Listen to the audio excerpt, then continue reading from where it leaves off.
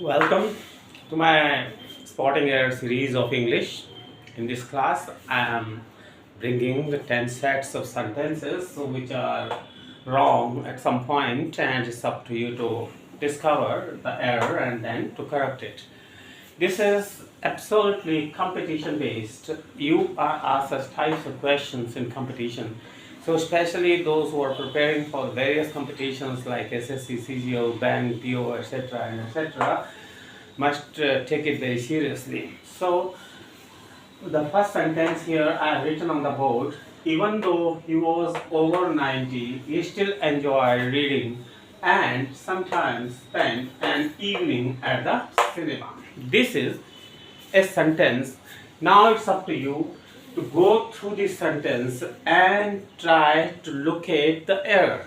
So, going through this sentence, we see even though he was over 90. सबसे पहले tense का ध्यान दो. टेंस कौन सा है सेंटेंस में? तो आप देख रहे हैं was, इसका मतलब है पास्ट में चल रहा है सेंटेंस. Still enjoyed पास्ट में चल रहा है. And sometimes spent, देखो पूरा सेंटेंस पास्ट में चल रहा है, उसके वर्ब सारे पास्ट में यूज हो रहे हैं. और यहाँ पे आपने देखा कि इसका जो सेंटेंस है, ये जो वर्ब है, ये किसमें है? प्रेजेंट में है. इसका मतलब यही गलत है, ये भी पास्ट में होना चाहिए. तो यहाँ पे आएगा इसका स्पेंट, राइट. तो ये हमारा सी पार्ट था. सी पार्ट में गलती है, यहाँ पे स्पेंट आएगा, ये भी पास्ट आएगा. याद रखना, कोई भी पैराग्राफ हो या सेंटेंस हो, उसमें सेम टेंस परसिस्ट करना चाहिए. अगर कोई पैराग्राफ या सेंटेंस पास्ट में चल रहा है तो पूरा पास्ट में चलेगा. उसके पार्ट्स जो सेंटेंस के हैं वो भी पास्ट में चलेंगे, पास्ट में चलेंगे. प्रेजेंट का है तो प्रेजेंट में चलेगा. इस तरह से आपने सीखना है. नाउ नेक्स्ट सेंटेंस है, up to the time the last vote was recorded. देखिए आप, इसमें कोई गलती लग रही है.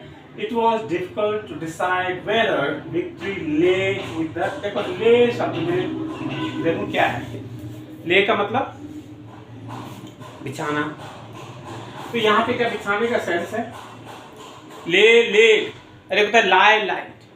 तो यहाँ पे क्या आना चाहिए? सेंस क्या है? लाइट. तो यहाँ पे है LIED, लाइट आएगा. ये सही है. लाई का पास्ट आएगा. विक्ट्री लाइज, विक्ट्री लाइट, न कि ले. थोड़ा सा आपको सेंस समझना है. किसी भी कंपटीशन की तैयारी के लिए इस तरह के जो कंफ्यूजिंग वर्ब्स होते हैं उनकी एक लिस्ट बना लेनी चाहिए. जैसे लाई और ले का है. लाई का मतलब लाइंग ऑन बेड, जैसे हम लेटते हैं बेड पे. और ले का मतलब बिछाना. तो ले का पास्ट लेड, राइट. लाई का past light. So the error occurs at this point. Come over to sentence, next sentence. We should always side with those who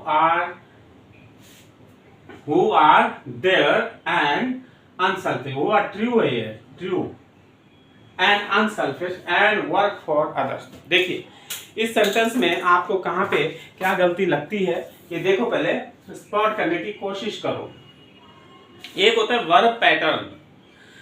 किसी भी सेंटेंस में जब कोई कनेक्शन होता है या कनेक्टर से जुड़ता है, दूसरा सेंटेंस बनता है, तो उसका वर्ब पैटर्न भी बदल जाता है, राइट. अब आप देखो इसमें we should always side with those who are. इसका वर्ब पैटर्न कैसा है? Always side with those who are. देखो हु आर ऐसा वर्ब पैटर्न बन रहा है ना इसका. हु से हम रिलेट कर रहे हैं इसको. True and unselfish and. अब देखो एंड से दूसरा हो गया ना, तो इसमें क्या करें? And work for. अब वर्क फॉर के साथ क्या, ये पूरा वर्ब है वर्क फॉर अदर, तो ये इनकम्प्लीट माना जाएगा क्योंकि दूसरा पार्ट ऑफ सेंटेंस शुरू हो गया है. इसलिए इसको भी हु से जोड़ेंगे हम. तो इसमें एंड यहाँ पे जोड़ देंगे इसको हु से. इसको जोड़ेंगे हु से, माने who work for others, right. तो वर्ब पैटर्न जैसे बन रहा है यहाँ पे हु आर, तो यहाँ पे भी एंड से दूसरा जुड़ गया, तो and who work for other आएगा, right. Over to next. I will now deal with him in a manner different from the one I have adopted so far. I will now deal with him. ठीक है. इन a manner, मैं उसको इस तरीके से निपटूंगा उसको उससे कि जो कि बिल्कुल तरीका जो जिस तरीके से हम आज तक निपटते आ रहे हैं उससे अलग होगा। सेंस ये है, तो आई हैव अडॉप्टेड सो फार, अब तक, इसका मतलब टाइम दे रखा है हमने, टाइम क्लियर है, अब तक इसका मतलब पहले से लेके अडॉप्ट कर रहे हैं हम उसको। तो इसका मतलब जब पहले से कोई टाइम पता होता है तो उसमें प्रेजेंट परफेक्ट कंटिन्यूअस आता है, और उस हिसाब से आई हैव अडॉप्टेड नहीं आएगा बल्कि आई हैव बीन अडॉप्टिंग आएगा। क्या आएगा? I have been adopting. Time दे दिया काम के शुरू होने का, ये सेंस पता लग रहा है आपको, वहां पे प्रेजेंट परफेक्ट कंटिन्यूअस टेंस आता है, राइट।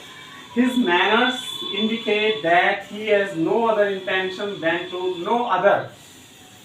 ये क्या है? एक प्रकार का नेगेटिव है, नो अदर। तो no other it should be followed by then नहीं बल्कि बट। क्या कोई कंपैरिजन है क्या? अगर यहाँ पे कंपैरिजन नहीं है तो वहां पे बट आएगा, अगर कंपैरिजन है तो फिर देन आ सकता है। But in the sentence we see there is no comparison made, hence no other should be followed by but। अगर कंपैरिजन नहीं है तो बट फॉलो करेगा नो अदर के बाद, अगर कंपैरिजन है तो देन सही है। यहाँ पे हमने देखा कोई कंपैरिजन नहीं है, hence but is correct। Over to next, page after page of Gita were read. देखो शुरू में गलती पता लग गई है, आर्टिकल की गलती है। गीता एक रिलीजियस बुक है इसलिए इसके आगे क्या आना चाहिए? आर्टिकल द आना चाहिए। इस तरह से ये सेंटेंस बनेगा। अब चलते हैं हम नेक्स्ट सेंटेंस पे।